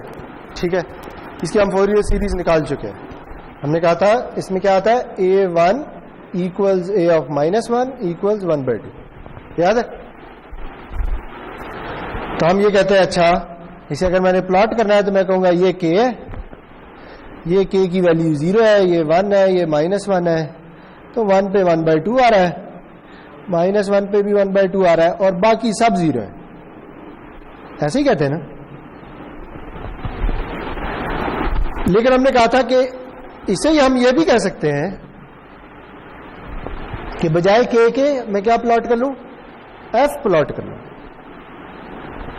ठीक है, और से मैं इसे f प्राइम कह रहा हूं इस f से कंफ्यूजन बचाने के लिए। तो अब मैं क्या कहूंगा, अब मैं कहूंगा एक इंपल्स है f प्राइम पे और एक इंपल्स है -f प्राइम। ठीक है, देखिए इन दोनों में ना फर्क है। ये एक डिस्क्रीट सीक्वेंस है जिसमें k 1 2 3 4 5 ये हो सकता है। ये कोई सीक्वेंस नहीं है, ये सिग्नल है, इसमें f की वैल्यू कुछ भी हो सकती है। ठीक है, यहां पे ये जो इंपल्स आ रही है ये डिस्क्रीट वाली इंपल्स है, जिसे वैसे आज तक हमने कभी डिफाइन नहीं किया, लेकिन ये और इंपल्स है और ये और इंपल्स है। देखिए इसके ऊपर मैंने एरो ड्रॉ किया है, इसके ऊपर मैंने एरो ड्रॉ नहीं किया, क्योंकि जब आप डिस्क्रीट सिग्नल्स की बात करते हैं ना फिर आप सिंपल कह देते हैं अच्छा इस सैंपल पे ये वैल्यू। इधर आप ये नहीं कह सकते, इधर आप वही एरिया अंडर द कर्व वाली बात करते हैं। ठीक है, कि f प्राइम पे एक इंपल्स है जिसका एरिया अंडर द कर्व 1/2 है। ठीक है, यहां आप कहते हैं k इज इक्वल टू 1 पे एक इंपल्स है जिसकी वैल्यू 1/2। ठीक, ये दोनों ग्राफ एक ही इंफॉर्मेशन आपको दे रहे हैं, सिर्फ ये एक्सेस चेंज हो गया है। ये क्या कहता है, ये कहता है इस फ्रीक्वेंसी जो इस सिग्नल की फ्रीक्वेंसी उसके मल्टीपल की बात करता है। ये पहला मल्टीपल, दूसरा मल्टीपल, तीसरा मल्टीपल, चौथा मल्टीपल, ऐसे ही डिफाइन किया था ना कि फंडामेंटल फ्रीक्वेंसी के मल्टीपल्स। ये क्या कहता है, ये कहता है कि अच्छा नहीं, मैं मल्टीपल्स की बात नहीं करता, मैं फ्रीक्वेंसी की बात करता हूं। और जो इसकी फ्रीक्वेंसी वो आ जाएगी। ठीक, बात समझ आई? तो ये जो है ना, ये फॉरियर सीरीज है और ये फॉरियर ट्रांसफॉर्म, बस ये फर्क है। हम पीरियोडिक सिग्नल्स के लिए भी फॉरियर ट्रांसफॉर्म डिफाइन कर सकते हैं। कैसे कर सकते हैं? जहां पे फॉरियर सीरीज की पल्सेस आ रही हैं वहां पे यूनिट इंपल्सेस आ जाएंगी और जो एक्सिस है वो के की बजाय एफ हो जाएगा। इससे ज्यादा तफसील में मैं नहीं रहूंगा क्योंकि ये सिग्नल सिस्टम में अगेन अगर आपको याद है तो जाके आप रिवाइज कर सकते हैं।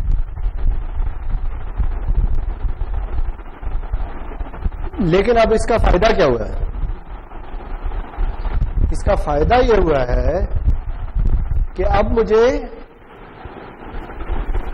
क्या फायदा हुआ जी? अब मुझे इधर फॉरियर सीरीज नहीं बल्कि फॉरियर ट्रांसफॉर्म भी से भी काम चल सकता है।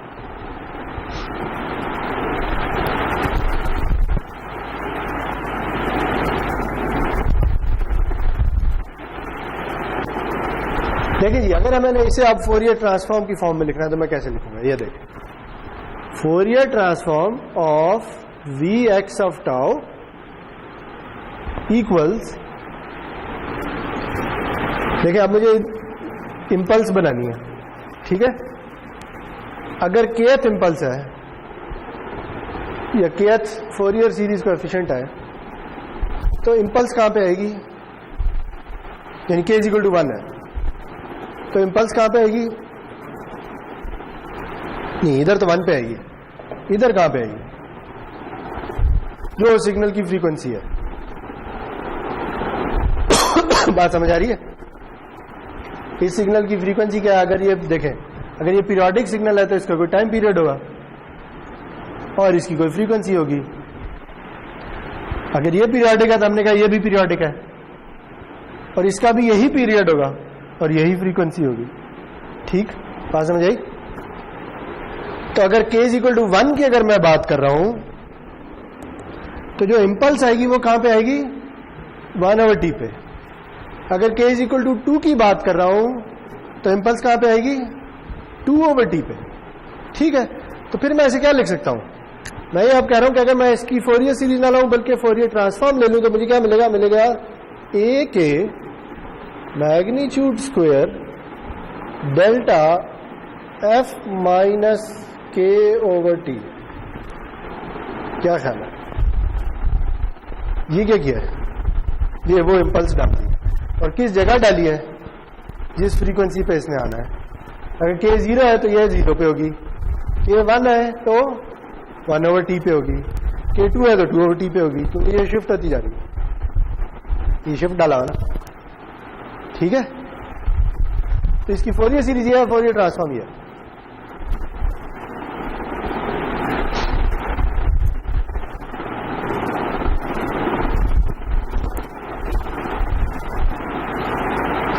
ओके,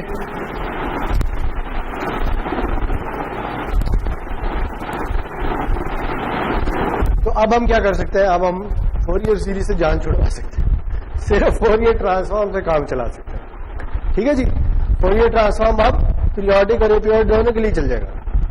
फर्क सिर्फ ये होगा कि जब पीरियोडिक सिग्नल आएगा तो इंपल्सेस आना शुरू हो जाएंगी, और जब एपीरियोडिक सिग्नल आएगा तो कोई इंपल्स नहीं आएगी, और वैल्यू आएगी। ठीक है, तो मेरे ख्याल में अब हमने आज की चीजें कर ली हैं। 4 मिनट है, अगर आप मुझे 4 मिनट और दे दें तो मैं एक और बात आपको बता सकूं। अटेंडेंस मैं ले लूंगा। नहीं, एक छोटी सी चीज है, वो मुझे फिर अगली दफा बतानी पड़ेगी।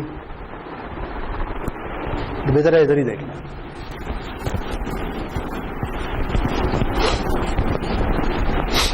वो ये है कि देखिए, आपने एक डिवाइस होती है, उसका नाम शायद सुना हो, उसे कहते हैं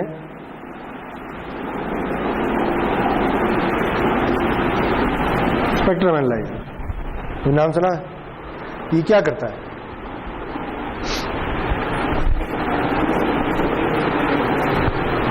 एक सिग्नल का जो भी आप इसकी इनपुट दें उसका स्पेक्ट्रम शो करता है, ठीक है। कौन सा स्पेक्ट्रम शो करता है? एनर्जी स्पेक्ट्रम या power spectrum? Power spectrum show करता है, ठीक है, सही है जी। हमने इसको नाम दिया है पावर स्पेक्ट्रम का, याद है ना, इसको या इसको, एक ही बात, ठीक है। पावर स्पेक्ट्रम या पावर स्पेक्ट्रम डेंसिटी एक ही बात।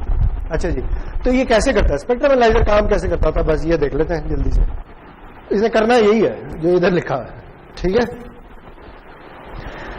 देखिए अब स्पेक्ट्रम एनालाइजर जो है ना वो एक सिग्नल के स्पेक्ट्रम को अप्रॉक्सीमेट कर रहा होता है, ठीक। वजह अप्रॉक्सीमेट क्यों कर रहा होता है? देखें पावर स्पेक्ट्रम डिफाइन किसके लिए है? पीरियोडिक सिग्नल के लिए, ठीक। और पीरियोडिक सिग्नल, इसे तो नहीं पता ना क्या पीरियोडिक है या नहीं है, ठीक। इसे तो आप कोई भी सिग्नल दे सकते हैं, सही है जी। तो ये क्या करेगा? ये करता है कि ये ना एक टाइम लेता है, से मैं उसे टी प्राइम कह देता हूं, ठीक है जी। ये उस टी प्राइम टाइम के लिए जो भी आप इसे सिग्नल दे रहे हैं ना वो रिकॉर्ड कर लेता है, ठीक है, सही है जी। क्या करता है? Acquire signal for T prime time duration, ठीक हो गया।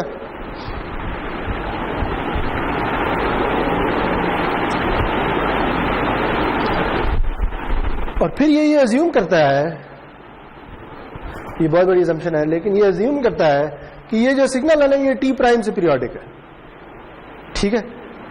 अगर मैं ये अज्यूम कर लूं तो फिर मेरी ये सारी थ्योरी चल पड़ेगी, सही है। फिर मैं क्या कर सकता हूं? इसकी पावर भी निकाल सकता हूं, इसका फोरियर ट्रांसफॉर्म लेके इसका पावर स्पेक्ट्रम भी ड्रॉ कर सकता हूं, ठीक है।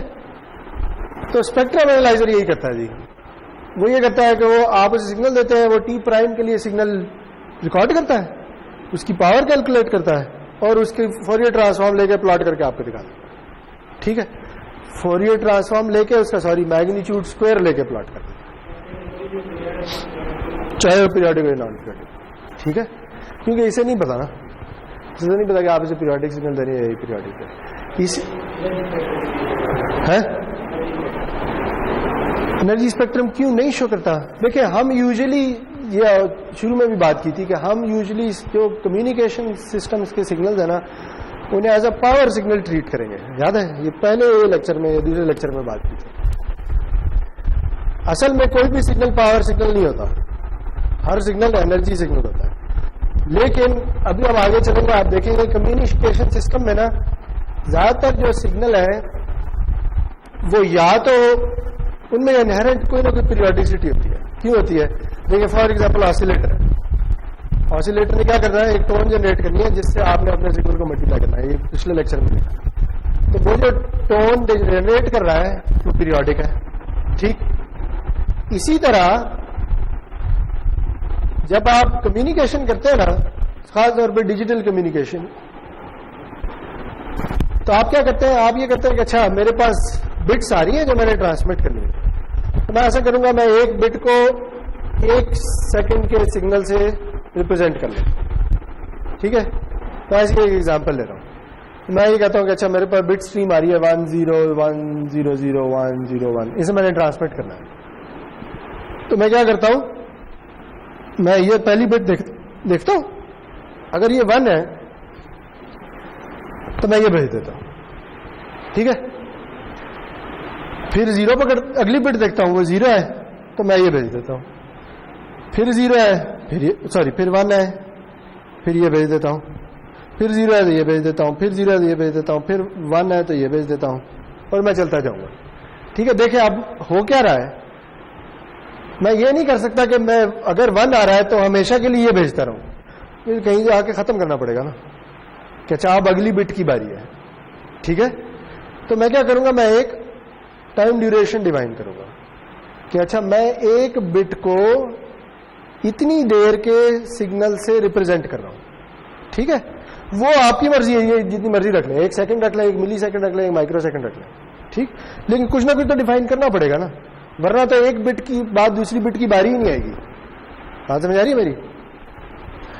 तो पहली बिट आई है, ट्रांसमिट किया, फिर 0 आई है, फिर 0, फिर 1 आई है, इस तरह से चलते गए। देखिए अगेन आपने एक पीरियड डिफाइन कर दिया है जिसके बाद चीजें चेंज होती है। ठीक, अब अगर ये 1 2 3 4 8 बिट्स ही ट्रांसमिट करनी है तो 8 ही बिट्स ट्रांसमिट करेंगे, लेकिन हम अपने एनालिसिस के लिए ये कहेंगे कि ये अच्छा ये सिग्नल जो है ना ये पीरियोडिक है, हर टाइम टी पीरियड के बाद चेंज होता है। ठीक है, तो अगेन हम अपने एनालिसिस के लिए इसे पीरियड डिफाइन करना शुरू कर देंगे और पावर डिफाइन करना शुरू करेंगे, ये एनर्जी डिफाइन नहीं करेंगे। ठीक है, तो कम्युनिकेशन सिग्नल्स में बाय डिजाइन जो सिग्नल यूज होते हैं ना वो ज्यादातर किसी न किसी पीरियड पे चल रहे होते हैं। जब वो किसी पीरियड पे चल रहे होते हैं तो फिर ज्यादातर हम उनकी पावर और पावर स्पेक्ट्रम की बात करते हैं, एनर्जी स्पेक्ट्रम की बात नहीं करते। कर सकते हैं, ऐसी बात नहीं, कर भी सकते हैं। ठीक है, देखिए अगर आपको पता है कि एक सिग्नल की ड्यूरेशन 1 सेकंड है, ठीक है, अब तो वो एनर्जी सिग्नल हो गया, आप वो सिग्नल उसे दे दें, वो उसका स्पेक्ट्रम प्लॉट करके दे देगा और वो एनर्जी स्पेक्ट्रम आएगा। हाँ हाँ, टी प्राइम डिफरेंट हो सकता है, यस। फिर क्या होगा, ये स्पेक्ट्रम एनालाइजर के डिजाइन का प्रॉब्लम है। ठीक है, देखें फॉर एग्जांपल मेरे पास एक बड़ी प्यारी सी साइन वेव है, ठीक है, जो मैं स्पेक्ट्रम एनालाइजर को दे रहा हूं। ठीक है जी, मैं एक्सपेक्ट क्या करता हूं, मुझे स्पेक्ट्रम कैसा नजर आना चाहिए? एक साइन वेव का स्पेक्ट्रम कैसा होता है? 2 इंपल्सेस आनी चाहिए ना, यानी ये और ये आना चाहिए, ऐसे ही है। अगर मैं एक 1 किलोहर्ट्ज की साइन वेव दे रहा हूं तो मुझे 1K और -1K पे सिग्नल नजर आना चाहिए, लेकिन आप ना कभी 1 किलोहर्ट्ज की टोन किसी स्पेक्ट्रम एनालाइजर को देके देखें, कभी देके देखिए? नहीं देखी। सिमुलिंक पे तो देके देखी है ना, याद है कल तुम मुझे दिखा रहे थे, वो कैसी नजर आई थी? ऐसी नजर आ रही थी? नहीं, वो ऐसी नजर आ रही थी। ठीक है, याद है, आपने मुझे दिखाई थी, तो वो यूं क्यों नहीं नजर आ रही थी? नहीं, वो वॉट्स में नजर, वो इसलिए होगा कि ये स्केल डीबी है ना, डीबी का फायदा ये होता है कि छोटी और बड़ी बड़ी वेरिएशन सारी इकट्ठी हो जाती है। वॉट वाले को अगर आप जूम करेंगे ना तो वो भी इसी तरह का ही होगा। ठीक है, वॉट वाले को ना कभी जो फ्रीक्वेंसी उसके अराउंड इस जगह पे जूम करके देखें, उसमें भी कुछ वैल्यूज आ रही होंगी, वो 0 नहीं होगा। ठीक है, वो चूंकि वो वैल्यूज बहुत छोटी हैं इस वैल्यू के मुकाबले में, तो वो आपको इस तरह से नजर आ रही होंगी। तो फिर आप कहते हैं अच्छा एक ही इंपल्स है, लेकिन वो होती नहीं है। ठीक है, अच्छा तो ये क्यों आ रहा है, ये क्यों नहीं आता? इसकी यही वजह है कि स्पेक्ट्रम एनालाइजर को नहीं पता कि आप उसे जो टोन दे रहे हैं उसका पीरियड क्या है। उसने अपना को टी प्राइम रखा है, सी उसने जो अपना टी प्राइम रखा है ना वो कुछ इस तरह से है कि वो इतना सिग्नल रिकॉर्ड करता है। ठीक है, तो अब क्या होगा, वही कहेगा कि ये सिग्नल इससे पीरियोडिक है, तो क्या होगा, यहां से फिर सिग्नल शुरू हो जाएगा। जब पीरियोडिक बनाना है ऐसे ही बनेगा ना। तो अब क्या हुआ है, इस सिग्नल में इधर डिसकंटिन्यूटी आ गई है। तो जब डिसकंटिन्यूटी आती है किसी सिग्नल में तो याद है क्या होता है, फॉरियर ट्रांसफॉर्म में वो फैल जाता होता है। ठीक है, तो कभी आप इस एक साइन वेव लें और उसका ना एक पीरियड ना लें, एक पीरियड जरा ज्यादा ले लें और उसका जब मैटलैब में FFT कंप्यूट करके देखें, वो इसी तरह का आएगा, वो इंपल्स नहीं आएगी। ठीक है, तो स्पेक्ट्रम एनालाइजर का नहीं पता। ठीक है जी, तो इसलिए वो अप्रोक्सीमेट कर रहा होगा। हाँ जी,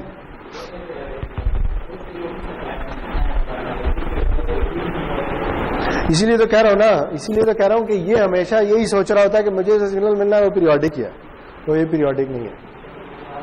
हाँ? गलत नहीं होगी, अप्रोक्सीमेशन होगी। ये आप डीएसपी, आपने तो डीएसपी पढ़ी है, याद है? ये इसका इस डिस्कशन से कोई ताल्लुक नहीं है, लेकिन अगर आपने डीएसपी पढ़ी है तो आपको याद होगा हमने कहा था हमने एक पढ़ा था डिस्क्रीट टाइम फोरियर ट्रांसफॉर्म और एक पढ़ा था डिस्क्रीट फोरियर ट्रांसफॉर्म। दोनों में रिलेशनशिप याद है?